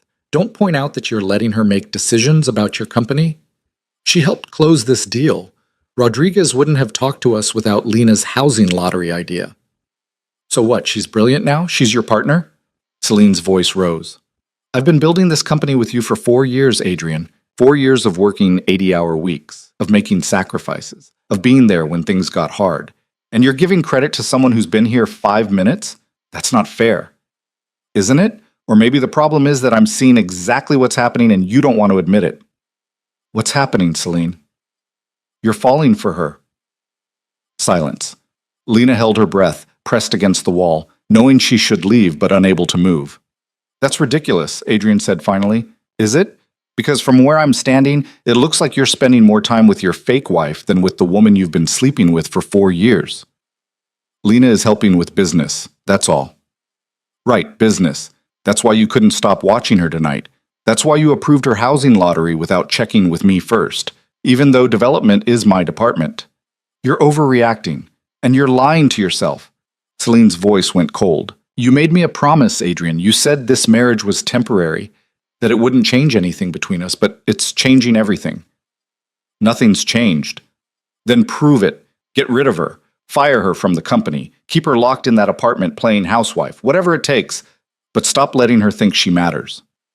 She does matter, to the business. And to you? Another silence, longer this time. I need to get back inside, Adrian said. Lena heard footsteps, moved quickly back toward the restaurant entrance. She was sitting at the bar when Adrian came back in, his face carefully neutral. Their eyes met across the room, and for just a second, something flickered there. Then Celine appeared behind him, her hand sliding possessively through his arm, and the moment broke. Lena finished her drink and went home alone. She couldn't sleep, kept hearing Celine's voice. You're falling for her. And Adrian's response. That's ridiculous. Was it ridiculous? Lena didn't know what she felt about Adrian anymore. The cold anger from the wedding night had softened into something more complicated. Respect, maybe. Professional regard. Sometimes, when he explained a business concept or walked her through a financial model, she caught glimpses of the person underneath the calculated exterior. Someone driven and brilliant and utterly alone in a way that felt familiar. But that wasn't love. It wasn't even friendship, really. And it didn't matter anyway, because Adrian was with Celine. Had been with Celine for years, would probably still be with Celine after the contract ended, and Lena was written out of the story. Her phone buzzed at 2 a.m, a text from Adrian. Are you awake? Lena stared at the message for a long moment before responding. Yes. Can we talk? I'm in the living room, from the E. She found him sitting on the couch in the dark, still wearing his suit from dinner, tie loosened. He looked tired in a way she'd never seen. What's wrong? She asked. I heard you, outside the restaurant. You were there when Celine and I were talking. Lena's stomach dropped. I wasn't trying to eavesdrop. I know, but you heard. Yeah. Adrian rubbed his face. I need to explain something. You don't owe me explanations about your relationship with Celine. Maybe not, but I'm going to give you one anyway. He looked up at her. Celine and I started working together 4 years ago. She was brilliant, ambitious, and we clicked. Professionally at first, then personally. We built Kane Enterprises together, every major deal, every strategy. She knows my business inside and out. Okay. But she's not my wife. You are. And that changes things whether I want it to or not. Adrian stood up, started pacing. The contract was supposed to make this simple. I get stability, you get money, everyone knows their role, except you're not playing your role. You're making yourself indispensable. You're solving problems I can't solve, and suddenly the lines are blurred. So what do you want me to do? Disappear? Stop helping? I don't know. That's the problem. He stopped pacing, looked at her directly. Celine thinks I'm falling for you. She said that. She's wrong. Okay. But she's also not entirely wrong. Adrian's voice was quiet. I don't know what I feel, Lena. I just know that when you walked into dinner tonight wearing that red dress, I couldn't stop looking at you. And when David toasted unconventional solutions, I was proud of you. Actually proud, not fake proud for the investors. Lena's heart was beating too fast. Adrian, I'm not saying I love you. I'm not even saying I want to. But I'm saying that you're not just a contract anymore. You're a person I respect, someone I'm starting to trust, and that scares the hell out of me. They stood there in the dark living room, two people who'd started as strangers and somehow become something else. Lena didn't know what to say. Every response she could think of felt inadequate. I heard something else, she said finally. Celine told you to get rid of me. She did. Are you going to? Adrian moved closer, close enough that Lena could see the exhaustion in his eyes. No, But I can't keep doing this thing where we're business partners and strangers and legally married all at once. We need to figure out what this actually is. And what if we can't? Then we follow the contract. 3 years, then we part ways. But until then, I need you to be honest with me about what you want, what you're planning, where you see this going. Lena thought about Patricia's advice. Build something for yourself. Use this access, these connections, these 3 years. I want to matter, she said. Not as your wife or your employee or your convenient solution to investor problems. I want to build something real, something that's mine. And right now that means understanding your business, learning from the best people in this industry, making connections that will matter after the contract ends. And me? Where do I fit in that plan? I don't know yet. Where do I fit in yours? Adrian was quiet for a moment. Then he did something unexpected. He smiled, genuine and tired and almost vulnerable. I don't know either, but I guess we'll figure it out. He went back to his bedroom, leaving Lena alone in the living room with more questions than answers. She stood there for a long time, watching the city lights through the windows, thinking about wedding dresses burning and contracts that were supposed to be simple and the strange way people could surprise you. Then she went back to bed and somehow, finally, slept. Things shifted after that night, subtle but undeniable. Adrian started including Lena in meetings that weren't strictly necessary, asking her opinion on decisions that didn't require her input. They'd end up working late in his office, going over projections and strategies, and somewhere around midnight he'd order food and they'd eat at his desk like colleagues instead of strangers bound by contract. Celine noticed. Everyone noticed. It came to a head 3 weeks later at a board meeting. Lena wasn't supposed to be there. Spouses didn't attend board meetings. But Adrian had asked her to present the housing lottery program to the board as part of Kane Enterprises' Community Initiatives report. She'd prepared obsessively, building a presentation that showed how 15 subsidized units could generate positive press coverage worth 10 times their cost. How it positioned Kane Enterprises as a company that cared about social impact, not just profit margins. How it might open doors with city officials who'd previously been hostile to their development projects. The boardroom was intimidating. Mahogany table, leather chairs, walls lined with photos of properties Kane Enterprises had built. 8 board members, all men over 50 except for one woman who looked like she'd sharpened her cheekbones on corporate politics. And Celine, sitting at Adrian's right hand where Lena had never seen anyone else sit. Adrian introduced Lena with a brevity that felt deliberate. My wife Lena has been working on our community outreach strategy. I'll let her explain. Lena opened her laptop, pulled up the presentation and started talking. She kept her voice steady, walking through the program structure, the cost-benefit analysis, the partnerships with community organizations. The board listened with varying degrees of interest, some nodding along, others checking their phones. Halfway through, Celine interrupted. This is a lovely idea in theory, but let's be realistic. We're subsidizing housing for people who can't afford market rates. How does that help our bottom line? It doesn't directly, Lena said, but it does help our regulatory environment. Councilmember Rodriguez has already indicated she'll support our next zoning variance because of this program. That variance is worth approximately $4 million in additional development rights. Approximately $3.8 million to be precise. One of the older board members, a man named Richard, who owned half of Long Island, leaned forward. And you negotiated this with Rodriguez personally? My wife and I met with her together, Adrian said. The housing lottery was Lena's proposal. Interesting. Richard looked at Lena with new attention. How many other council members have you approached? None yet. We wanted to prove the concept first. Smart. What's the expansion plan? Lena hadn't prepared for that question, but she thought fast. If we scale to 30 units across the 5 boroughs, we could potentially build relationships with council members in every major development zone. That's leverage for future projects. Expensive leverage. Cheaper than fighting zoning battles we might lose. Richard smiled. I like her, Adrian. She thinks like us. The rest of the meeting went smoothly. The board approved the housing lottery expansion with minimal debate, then moved on to other business. Lena gathered her things to leave, but Adrian gestured for her to stay. Actually, there's one more item. I'd like to propose adding Lena to our Community Relations Committee. She's been instrumental in developing our outreach strategy and should have a formal role. Celine's expression went ice cold. Adrian, can we discuss this privately? I don't think that's necessary. unless someone has concerns about Lena's qualifications? Silence. Nobody wanted to be the one to question the CEO's wife. All in favor? Adrian asked. 7 hands went up. Celine stayed down. Motion carries. Welcome to the committee, Lena. Outside the boardroom, Celine cornered her in the hallway. Congratulations! You've managed to worm your way into yet another part of this company. Adrian asked me to join. I didn't worm anywhere. You think I don't see what you're doing? Playing helpful, solving problems, making yourself indispensable?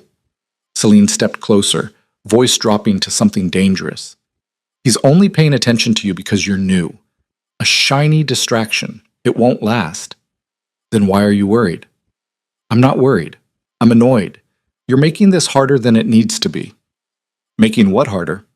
Adrian and me. Our relationship. He's distracted, pulling back, and it's because you keep inserting yourself into spaces you don't belong. Lena was tired of this. Tired of Celine's territorial games, tired of being treated like an intruder in her own legally binding marriage. Here's the thing, Celine. I didn't ask for this. Any of this. Adrian bought my father's debt and made me an offer I couldn't refuse. I'm doing my best to survive 3 years of a marriage I didn't want to someone who's in love with you. So maybe instead of attacking me, you should ask yourself why Adrian's pulling back. Because I'm not doing anything except showing up and doing good work. Good work. Celine laughed, bitter and sharp. You've been here 3 months. I've been here 4 years. I know this company, these people, this industry better than you ever will. Then why do you feel threatened? I don't. You do. Otherwise, you wouldn't keep coming after me. Lena picked up her laptop bag. I'm not trying to take Adrian from you, but I'm also not going to apologize for being good at what I do. She walked away before Celine could respond, heart pounding, hands shaking slightly. That had been reckless. Celine had power in this company. Connections Lena didn't have. Making an enemy of her was dangerous. But Lena was done being pushed around. Adrian found her in her office an hour later. That got intense. Which part? All of it. The board presentation was excellent, by the way. Richard called me after to say you reminded him of himself at 30. Is that good? Richard's worth about $3 billion, so yeah, it's good. Adrian sat in the chair across from her desk. I heard you and Celine in the hallway. You heard that? Some of it. Enough. He was quiet for a moment. She's not wrong that I've been pulling back. That's between you two. Is it? When you're the reason? Lena looked up. I'm not the reason.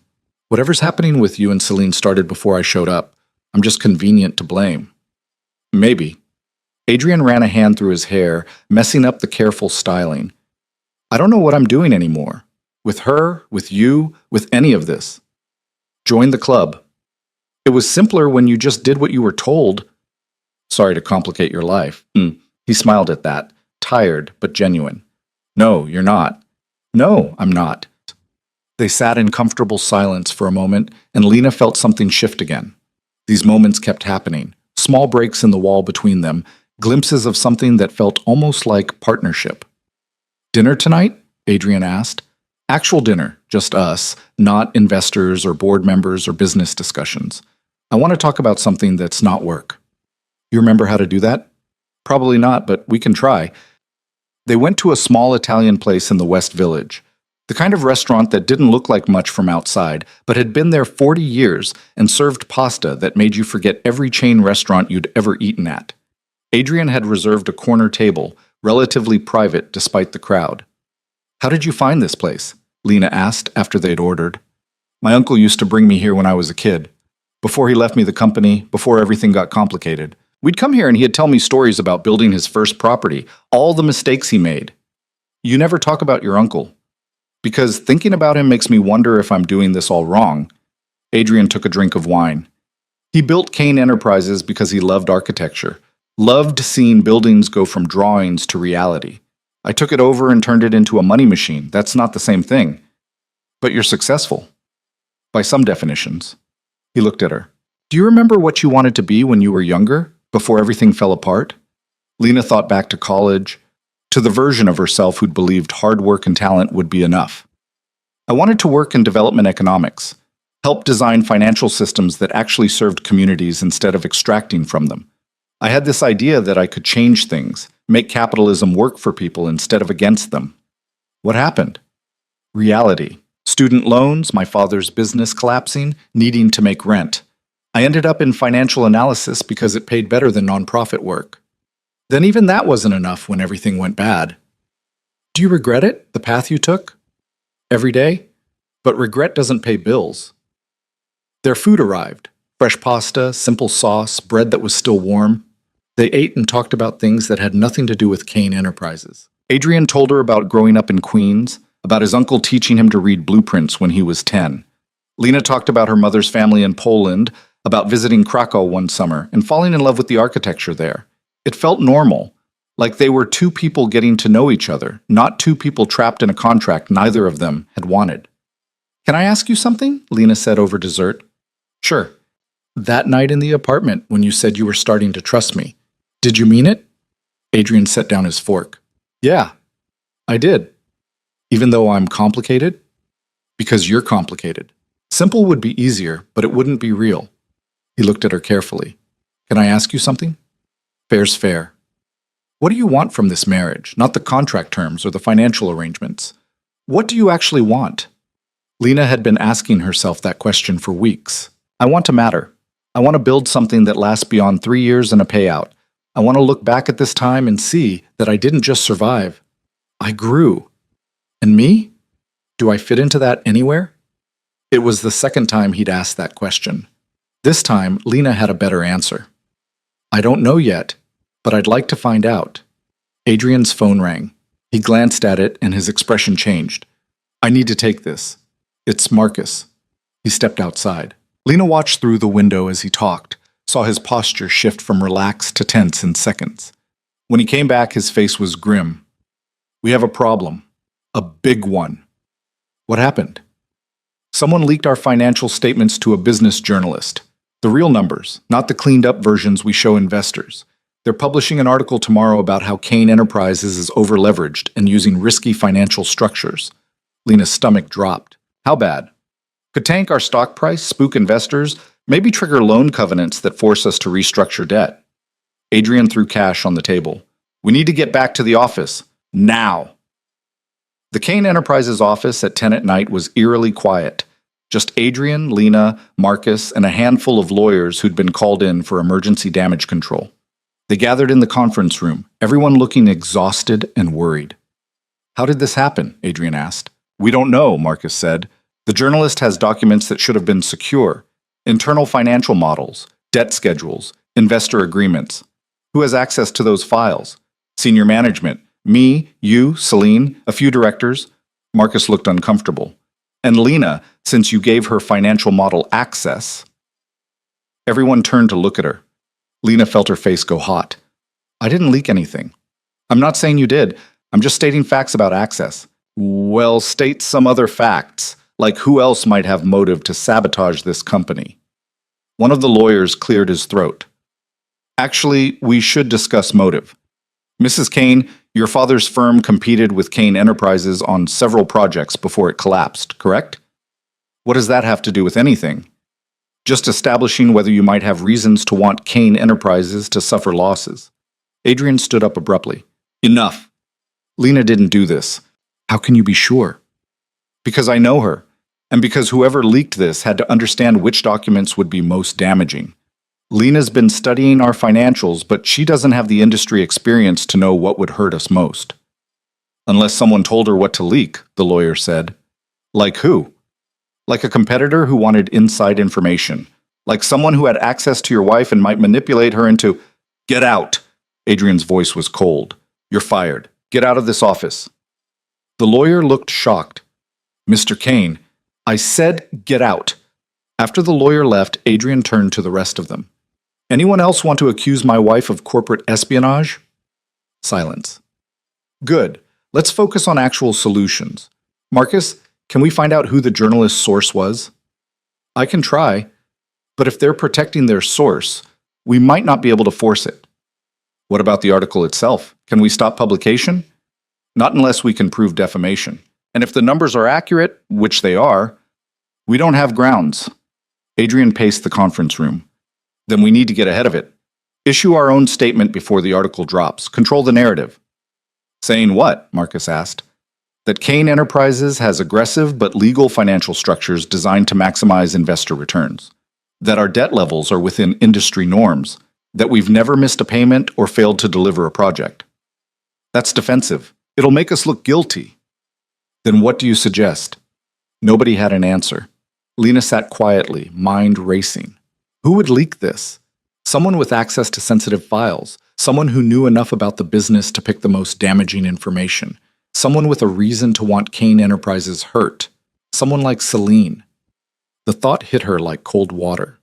Celine had been getting increasingly desperate as Adrian pulled away. What if this was her play? Create a crisis that forced Adrian to rely on her expertise, that pushed Lena out of the picture?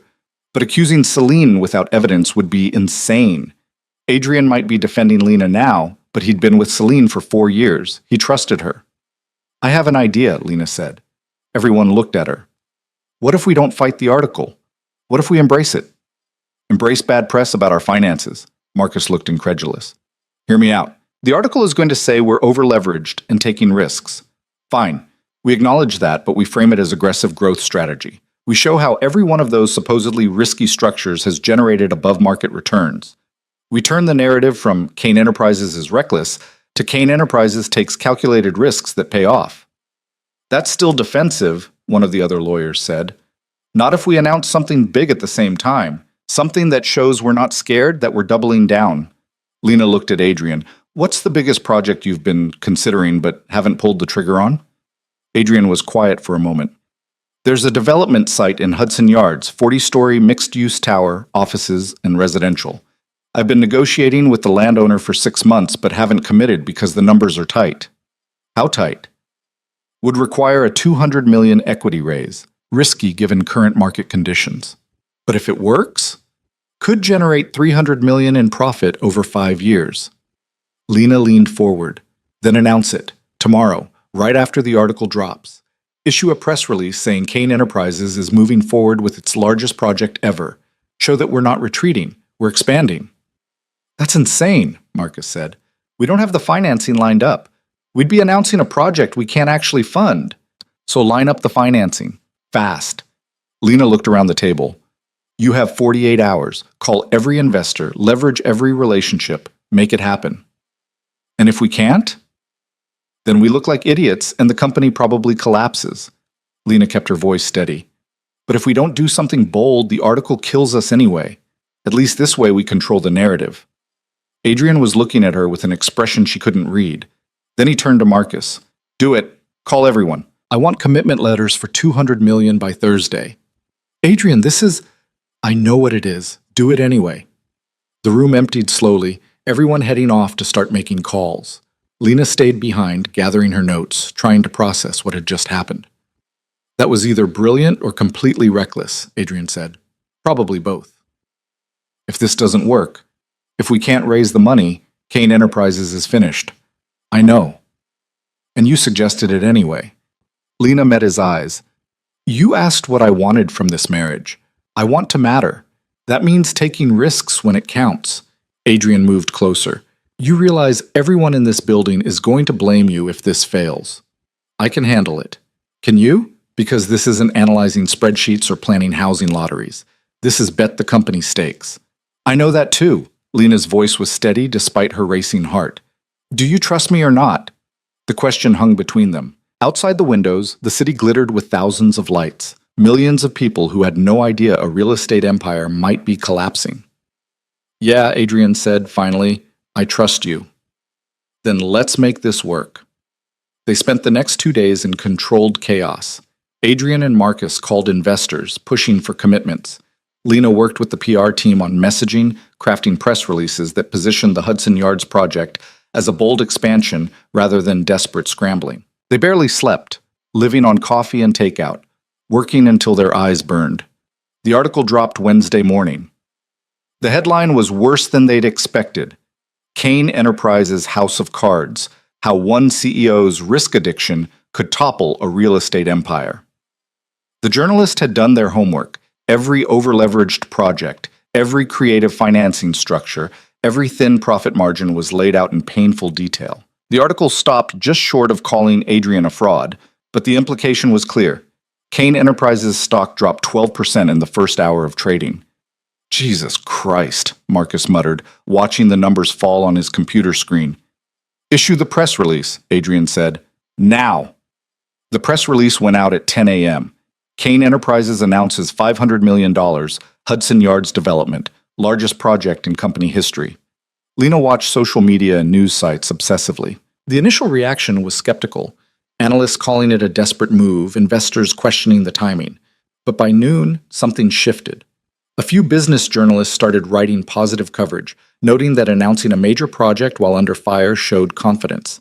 An influential real estate blog called it an aggressive but potentially genius move. By market close, Kane Enterprises stock had recovered 8 of the 12 points it lost. We're not out of the woods yet, Marcus warned. We still need to actually raise the money. How are we doing on commitments? $140 million so far. Gregory put in 20, Patricia 15, David 10. We have interest from some new investors, but nothing firm. That's $60 million short.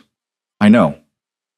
Thursday morning, with 24 hours left on their self-imposed deadline, they were still $55 million short. Adrian looked like he hadn't slept in days. Lena felt like she might throw up. This was my idea, she said quietly. If we fail, we're not failing, but Adrian's voice lacked conviction. At 2 p.m., Marcus burst into Adrian's office where they'd been running numbers for the 100th time. We got it. Got what? The money. Richard came through with $30 million, said he liked how you handled the crisis, said it reminded him why he invested in the first place. And 3 smaller investors combined for another 25. Adrian stood up slowly. We have the full $200 million? We have 205. And interest from others if we want to expand the project. Lena felt her legs go weak. They'd actually done it. The insane plan had worked. Adrian grabbed his phone. Get the lawyers. I want term sheets signed today. And someone get PR on the line. I want to issue an update showing we exceeded our fundraising target. The office erupted in controlled celebration.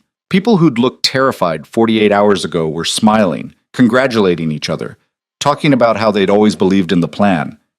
Lena slipped out to her office and closed the door, sat in her chair and tried to process the adrenaline, the relief, the sheer terror of how close they'd come to disaster. Her phone buzzed, a text from an unknown number. Congratulations on your survival, but don't get too comfortable. This was just the first move. Celine. It had to be. Lena stared at the message, her relief curdling into something colder. First move. Which meant there would be more. Which meant Celine really was coming after her. Adrian appeared in her doorway. There you are. Everyone's looking for you. Just needed a minute. Understandable. You saved the company, Lena. You know that, right? We saved it. Together. He smiled, and for the first time since she'd met him, it looked completely genuine. Yeah, we did. He held out his hand. Lena took it, let him pull her up, and together they walked back into the chaos of victory. But in the back of her mind, Celine's message repeated like a warning. This was just the first move. Lena didn't tell Adrian about Celine's message. Not right away. Instead, she started watching, documenting, building a case the way she'd learned to build financial models, methodically, carefully, leaving no room for doubt. She tracked Celine's access to company files, noting timestamps and document names. She paid attention to who Celine talked to, who she met with for lunch, whose calls she took behind closed doors. And she waited. The second move came 3 weeks later. Lena was in a meeting with Adrian and 2 potential investors for a Brooklyn project when Marcus interrupted, his face pale. We have a situation. The Department of Buildings just flagged the Midtown property. Anonymous complaint about unsafe work conditions. Adrian's jaw tightened. We haven't even started construction yet. I know. But they're sending inspectors tomorrow, and if they find anything, real or invented, they can shut us down before we begin.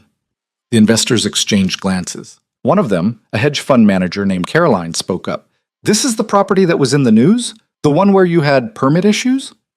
Those were resolved months ago, Adrian said. Still, 2 regulatory problems on the same property? That's concerning. Caroline gathered her things. I think we need to revisit this conversation once your compliance situation is clearer. They left. Adrian waited until the conference room door closed before speaking. This is sabotage. Obviously, Marcus said. Question is who? Lena already knew. She pulled out her phone, showed them Celine's message from 3 weeks ago. Adrian's expression went cold. When did you get this? The day we closed the Hudson Yards financing. And you didn't tell me? I didn't have proof, just suspicion. Lena pulled up her laptop. But I've been tracking her activity since then. Look at this. She showed them the pattern she'd documented. Celine had accessed the Midtown property files 4 times in the past 2 weeks, always after hours. She'd had lunch with a reporter from the same outlet that published the leaked financials article. She'd made calls to 3 different city departments, ostensibly about compliance questions for various projects. This doesn't prove anything, Marcus said, but his voice was uncertain. Doesn't it? She threatened me. Then we have 2 crises that benefit her by making Adrian look incompetent and me look like a liability. Lena looked at Adrian. She's trying to get rid of me. Maybe get rid of you too. Take over the company herself. Celine wouldn't... Adrian stopped. Christ, she would. What do you want to do? Marcus asked. Adrian was quiet for a long moment, staring at the evidence on Lena's screen. When he finally spoke, his voice was flat and cold. Set up a meeting with her, tomorrow morning, my office, and get our IT department to pull her complete access logs for the past 6 months. That night, Adrian came home early for the first time in weeks. Lena found him in the kitchen, drinking whiskey straight from the bottle. That's not going to help. Can't hurt. But he got a glass, poured properly. 4 years. I've known her for 4 years. Worked with her, trusted her, thought we were building something together. You were, until I showed up and complicated things. Don't make excuses for her. Adrian's voice was sharp. If Celine did this, leaked our financials, filed false complaints, tried to sabotage our projects, that's not your fault. That's her choosing to burn everything down because she didn't get what she wanted. Which was you. Which was control. Adrian drained his glass. I think I always knew somewhere that she cared more about the company than about me, but I didn't want to see it. Lena moved closer. What are you going to do? Depends on what IT finds. If she's been leaking confidential information, I don't have a choice. I'll have to fire her, maybe press charges. And if the evidence is ambiguous, then I'll have to decide whether to trust my instincts or my history. He looked at her. You're sure about this? Because once I confront Celine, there's no going back. I'm sure. The meeting the next morning was brutal. Adrian had IT print out Celine's complete access logs, every file opened, every document downloaded, every email sent from her company account. The pattern was damning. She'd accessed confidential financial files the day before the article published. She'd downloaded investor agreements that should have been locked. She'd sent encrypted emails to external addresses that couldn't be traced. Celine walked into Adrian's office at 9 a.m. looking polished and professional, then froze when she saw Lena sitting in the corner. What's she doing here? Sit down, Adrian said. Adrian, if this is about... Sit. Down. Celine sat. Adrian slid the printed logs across the desk. Want to explain these? She looked at the papers, and Lena saw the exact moment she understood she was caught. Her face went carefully blank, the same mask Adrian wore when he was hiding emotion. I don't know what you think those prove. They prove you accessed confidential files without authorization. They prove you downloaded investor agreements the day before they appeared in a news article. They prove you've been systematically leaking information to damage this company. Adrian's voice was ice. Did you really think we wouldn't figure it out? I didn't leak anything. Celine, don't insult my intelligence. Fine. You want the truth? Celine's mask cracked, anger bleeding through. Yes, I leaked the financials. Yes, I filed the complaint about the Midtown property. Yes, I've been trying to make you see what a mistake you made. What mistake? Her. Celine pointed at Lena. Bringing her into this company, giving her power, letting her make decisions that should be mine. I built Kane Enterprises with you, Adrian. Every major deal, every strategy, every success, we did that together. Then you marry some desperate girl to make your investors happy, and suddenly I'm irrelevant. You made yourself irrelevant, Adrian said quietly. The moment you decided sabotaging the company was acceptable because you were jealous. I'm not jealous. I'm protecting what we built. By trying to destroy it? By trying to destroy her. Celine's voice rose. She doesn't belong here. She's playing at being a businesswoman, but she doesn't understand this world. She's going to drag you down, Adrian. I was trying to show you that before it's too late. Lena had been quiet until now, but she couldn't stay silent anymore. You leaked confidential financial information that almost tanked the company's stock price. You filed false regulatory complaints that cost us investor deals. You've been sabotaging projects that dozens of people worked on, that hundreds of people depend on for their jobs. Lena stood up. You don't get to call that protection. That's just destruction. You don't get to talk to me about this company. You've been here 5 months. And in those 5 months, I've helped close deals, managed crises, built programs that actually help people instead of just extracting money from them. Lena moved closer. You're right that I don't understand this world the way you do, but I'm learning, and apparently I'm a fast enough learner that you felt threatened. I'm not threatened by you. Then why go to all this trouble? Celine looked at Adrian, ignoring Lena entirely. I did this for us, to show you that she's a liability, that she doesn't belong here, that we're better without her. We're not an us anymore, Celine. We haven't been for months. Adrian's voice was tired. I care about you. Part of me probably always will. But this, what you did, that's unforgivable. So what? You're choosing her? Your contract wife over everything we built? I'm choosing not to work with someone who tried to destroy my company. Adrian opened a folder, pulled out papers. This is your termination agreement. Severance, benefits continuation, non-compete clause. Sign it and leave quietly, or I'll press charges for corporate espionage and fraud. The room went silent. Celine stared at the papers like they might bite her. You're firing me. What did you expect? I expected you to see reason, to understand that I was trying to help. Celine's voice cracked. I love you, Adrian. I've loved you for 4 years. Everything I did was because I couldn't stand watching you throw away what we had for some business arrangement. I know, but love doesn't justify sabotage. Adrian slid a pen across the desk. Sign it, Celine. She signed. Her hand shook just slightly, but she signed every page. When she finished, she stood up, looked at Lena with pure hatred. You think you won, but you're still just his contract wife. In 3 years, you'll be gone and he'll be alone. Was destroying me worth that? I didn't destroy you, Lena said quietly. You did that yourself. Celine walked out. The door closed behind her, and the silence that followed felt heavy and wrong. Adrian sat down heavily in his chair. That was worse than I thought it would be. I'm sorry. Don't be. You were right about her. He looked at the termination agreement now signed. 4 years. Feels like longer. Do you want to be alone? No. Actually, I don't. Adrian looked up at her. Stay, please. So Lena stayed. They didn't talk about Celine, didn't process what had just happened. Instead, Adrian pulled up the Hudson Yards project files, and they went through construction timelines, talking about concrete and steel and zoning variances like the world hadn't just shifted under their feet. It was easier than dealing with the emotional wreckage. 3 days later, Lena was working late when her office phone rang.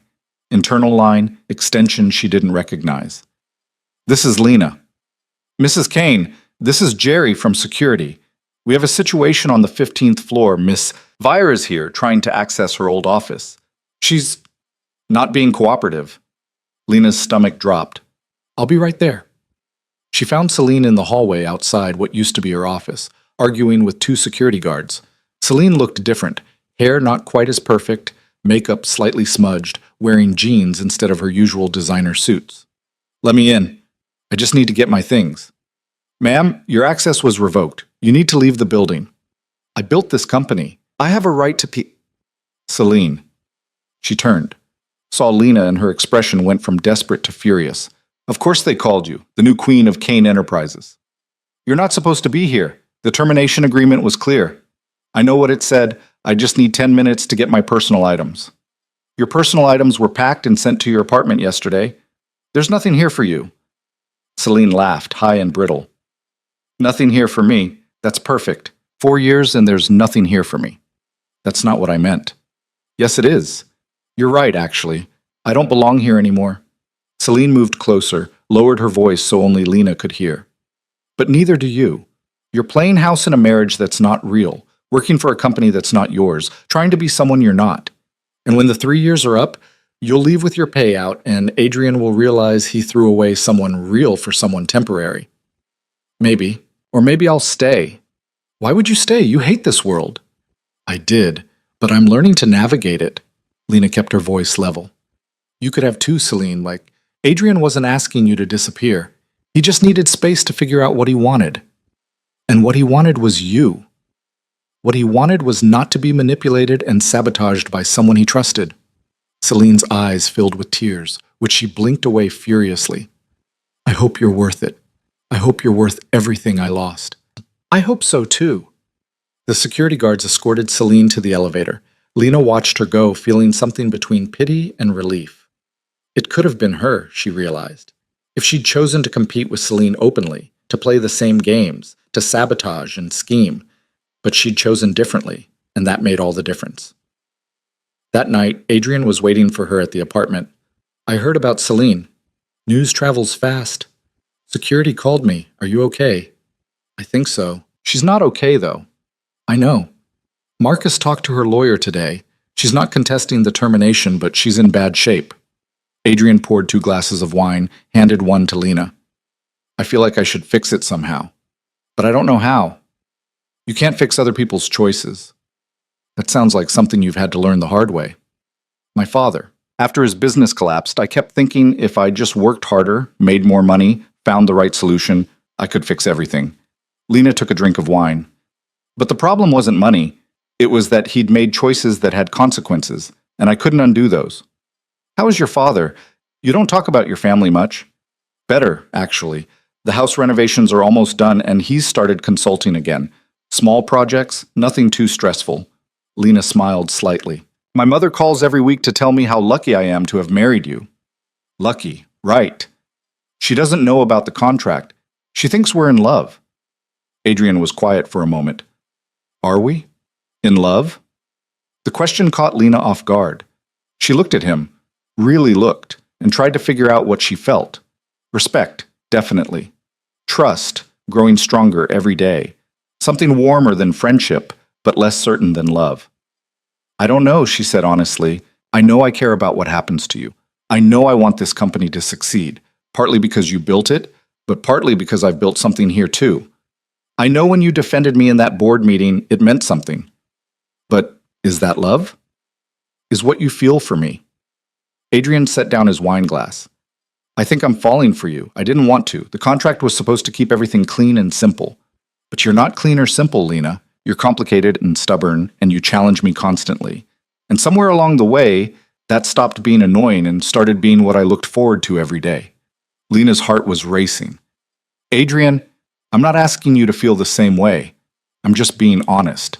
He moved closer. What we have, this partnership, this friendship, whatever it is, that's more real than anything I had with Celine. She loved the idea of me, the power and success. You see who I actually am, including the parts that aren't impressive. The parts that are just human. Yeah. They stood there in the apartment that had never quite felt like home, looking at each other like they were seeing something for the first time. I need to tell you something, Lena said, before this goes any further. Okay. I'm pregnant. Adrian's face went blank with shock. What? I found out yesterday. I was going to wait to tell you, but... Lena took a breath. We need to figure out what this means. For the contract, for the company, for everything. How long have you known? About 36 hours. I took 3 tests to be sure. Adrian sat down slowly on the couch. We've been careful. Not careful enough, apparently. That night, after the Italian restaurant, we both had a lot of wine, and I remember. He looked up at her. What do you want to do? I want to keep it, but I need to know what you want. Adrian was quiet for a long time, processing. Then he stood up, moved to stand in front of her, and took both her hands. I want this. The baby, you, all of it. His voice was steady. Not because of the contract or the company or what investors think, because somewhere in the last 6 months, you became the most important person in my life. Even though I'm complicated? Especially because you're complicated. He pulled her closer. We'll figure it out. The contract, the business, what this means for us. But we figure it out together. Lena kissed him. It was the first time they'd kissed since their wedding night, and it felt like finally coming home to a place she'd been searching for without knowing it. The next morning, they told Marcus about the pregnancy. His reaction was predictably Marcus. Well, that complicates the contract situation. The contract isn't relevant anymore, Adrian said. Lena and I are staying married. As in actually married, not business arrangement married? As in we're going to try to make this real. Marcus looked between them, then shook his head in disbelief. You know what? Fine. Stranger things have happened. Congratulations, I guess. Very heartfelt, Marcus. Thank you. They announced the pregnancy to the board a week later. The reaction was mixed, some genuine congratulations, some thinly veiled skepticism about the timing. Richard looking delighted because he'd apparently bet Gregory $50,000 that Adrian would fall for Lena within a year. The pregnancy changed everything and nothing. Lena kept working, kept building her role in the company. They restructured her position from community relations to something more substantial, Vice President of Strategic Development, with real authority over project planning and stakeholder relationships. Some people grumbled about nepotism. Lena ignored them and kept proving she deserved the role. 6 months into the pregnancy, the Hudson Yards project broke ground. Adrian and Lena stood together at the groundbreaking ceremony, wearing matching hard hats, surrounded by investors and politicians and construction crews. When Adrian gave his speech about building the future of Manhattan, he pulled Lena close and said something true for once. None of this would be possible without my wife. She's not just my partner in name. She's the person who saved this company, who challenges me to be better, who reminds me that buildings aren't just investments. They're homes, they're communities, they're the backdrop to people's lives. Lena felt tears prick her eyes, hormones and emotion mixing together. She looked out at the crowd and saw Patricia Chen smiling, saw David Strauss nodding approvingly, saw Councilmember Rodriguez in the front row because the Hudson Yards project included 40 affordable units built into the design. She thought about the girl who'd signed that contract 8 months ago, desperate and angry, watching her wedding dress burn. That girl had been trying to survive. This woman, standing here in a hard hat and maternity clothes, holding hands with a man who'd become her partner in every sense, was doing more than surviving. She was building something. The baby came in late November, 3 weeks early and screaming loud enough to be heard down the hospital hallway. A girl, 7 pounds 3 ounces, with Adrian's dark hair and Lena's stubborn chin. They named her Maya, after no one in particular. Just a name they both liked, for a person who would write her own story. Adrian held her in the hospital room, looking terrified and mesmerized. I don't know how to do this. Neither do I. We're going to mess this up. Probably, but we'll figure it out. Lena reached out, touched Maya's tiny hand. We're good at figuring things out. They brought Maya home to the apartment, which they'd spent the past month frantically baby-proofing and filling with equipment neither of them knew how to use. The first night was chaos. Maya screaming, both of them exhausted, trying to remember which cry meant hungry versus tired versus just generally unhappy. Around 3 in the morning, with Maya finally asleep in Lena's arms, Adrian made coffee and sat beside them on the couch. Thank you. For what? For not being easy to control, for complicating everything, for saving the company and challenging me and somehow turning a fake marriage into something real.